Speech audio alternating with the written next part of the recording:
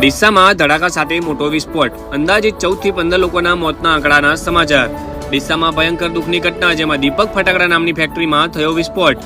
આ બ્લાસ્ટ એટલો ભયંકર હતો કે 10 કિલોમીટર સુધી જેટલો ધડાકાનો અવાજ ફેલાયો, જ્યારે વિસ્ફોટ કોઈ બોમ્બ બ્લાસ્ટ થયો હોય તેવું કહી શકાય। આ વિસ્ફોટ એટલો મોટો હતો કે ફેક્ટરીની દિવાલો સહિત આજુબાજુના મકાનો આખા ધરાશાયી થઈ ગયા। પ્રાપ્ત માહિતી મુજબ અંદર 25 થી 30 જેટલા મજૂરો કામ કરતા હોવાનું જાણવા મળી રહ્યું છે। આપ જોઈ રહ્યા છો સેન્ટ્રલ ભારત ન્યૂઝ। ડીસાના જીઆઈડીસી ઢુવા રોડ પર આવેલી ફટાકડાની ગોડાઉનમાં ધડાકા સાથે મોટો વિસ્ફોટ થયો, જેના કારણે આસપાસના વિસ્તારોમાં ભયનો માહોલ ફેલાઈ ગયો। આગ લાગતા જ ધુમાડાના ગોટે ગોટા ઉડતા જોવા મળ્યા અને સ્થાનિક લોકોમાં ભારે દોડધામ મચી ગઈ હતી, જેમાં હજારો લોકો એકત્રિત થયા હતા। જેમાં આ વિસ્ફોટના કારણે આજુબાજુના ખેતરોમાં મકાનોની દિવાલો પથરાઈ ગઈ હતી। પ્રાથમિક માહિતી મુજબ આ દુર્ઘટનામાં અંદાજિત 14 થી 15 લોકોના મોત થયા હોવાના સમાચાર સામે આવી રહ્યા છે, જ્યારે અનેક લોકો ઘાયલ થયા હોવાની આશંકા, જેમાં દમખલ વિભાગને તાત્કાલિક જાણ કરતા ફાયર ફાઇટર ટીમ તેમજ 10 જેટલી 108 એમ્બ્યુલન્સ ઘટના સ્થળે પહોંચી ગઈ અને રાહત કામગીરી હાથ ધરવામાં આવી હતી। આગ લાગવાનું ચોક્કસ કારણ હજુ સુધી સ્પષ્ટ થયું નથી, પણ શોર્ટ સર્કિટ કે અન્ય કારણો ચર્ચામાં સામે આવી રહ્યા છે, જેમાં ઘટના સ્થળે ડીસાના ધારાસભ્ય પ્રવીણભાઈ માળી, જિલ્લા કલેક્ટર મિહિર પટેલ, નાયબ કલેક્ટર નેહાબેન, મામલતદાર, ડીવાયએસપી, પોલીસ તંત્ર, નગરપાલિકા, એનડીઆરએફ સહિત અધિકારીઓની ટીમ પહોંચી ગઈ હતી।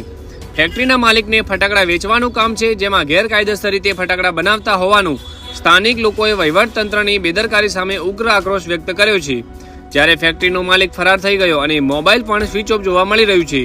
જોતા રહો સમાચાર bureau report, central Bharat news, Banaskantha, Deesa. જે સ્લેબ કહેવાય એ બી ધ્વસ્ત થઈ ગયો હતો। ફેક્ટરીમાં કામ કરતા જે મજૂરોના પરિવાર છે એ પણ અહીંયા રહેતા હોય એવું પ્રાથમિક દ્રષ્ટિએ જણાય છે। તાત્કાલિક રીતે ડીસા નગરપાલિકાની ફાયર ફાઇટરની ટીમે આગ ઉપર કાબૂ મેળવી લીધો હતો। તમામ જે મેડિકલ ટીમ છે એ પણ ઘટના સ્થળે પહોંચી ગઈ। હાલમાં 5 જેટલા વ્યક્તિઓના દુઃખદ મૃત્યુ થયા હોય તેવું કન્ફર્મેશન મળ્યું છે, તથા 4 જેટલા ઇજાગ્રસ્તોમાંથી 2 ડીસા સબ ડિસ્ટ્રિક્ટ હોસ્પિટલ ખાતે તથા 2 પાલનપુર સિવિલ હોસ્પિટલ ખાતે હાલમાં સારવાર હેઠળ છે। આગનું ચોક્કસ કારણ જાણવા માટે પોલીસ વિભાગ તરફથી એફએસએલ ટીમને પણ બોલાવવામાં આવી છે, પણ હાલમાં જિલ્લા વહીવટીતંત્રની ફર્સ્ટ પ્રાયોરિટી રાહત બચાવ કામગીરીની છે અને સ્લેબ નીચે અન્ય કોઈ દટાયેલા ન હોય તે માટે હાલમાં પૂરજોશમાં કામગીરી ચાલી રહી છે। સાહેબ, કેટલા મજૂરો હતા એવું કંઈ જાણવાનું? પ્રાથમિક રીતે મેં જેમ આપને કીધું એમ હાલમાં 5 જેટલા કન્ફર્મ ડેથ થયા છે અને બાકી રાહત બચાવની કામગીરી ચાલી રહી છે। જેમ જેમ સ્લેબનો કાટમાળ દૂર થશે એમ જે ચોક્કસ આંકડો છે આપણને મળી શકશે। સાહેબ, કેવા પ્રકારની અમને મંજૂરી હતી ને અહીંયા કેવા પ્રકારના સાધન સહાય હતા? પ્રાથમિક દ્રષ્ટિએ કદાચ ફટાકડા બનાવવાની ફેક્ટરી હોય એવું જણાય છે, પણ હાલમાં કયા કારણોસર વિસ્ફોટ થયો એ માટેની તપાસ ચાલી રહી છે।